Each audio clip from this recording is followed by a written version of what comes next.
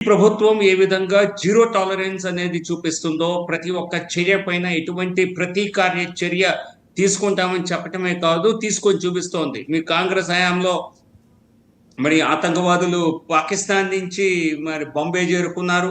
Gateway of India ద్వారా వెళ్లి నరమేధం సృష్టించారు. అయినా అప్పటి కాంగ్రెస్ ప్రభుత్వం నిద్రపోయింది. ఏం పెద్దగా చేయలేదు. అప్పటి నేవీ చీఫ్ మాకు అప్పటి ఎయిర్ ఫోర్స్ చీఫ్ మాకు పర్మిషన్ ఇస్తే మేము వెళ్లి వారి స్థావరాలని కాల్చేస్తామని చెప్పినా కూడా ప్రభుత్వం వద్దంది. ఎటువంటి ఎటువంటి ప్రతీకార చర్యలు తీసుకోలేదు. డిప్లొమాటిక్ గా కూడా తీసుకోలేదు కనీసం, సైనిక చర్యలను పక్కన పెడితే.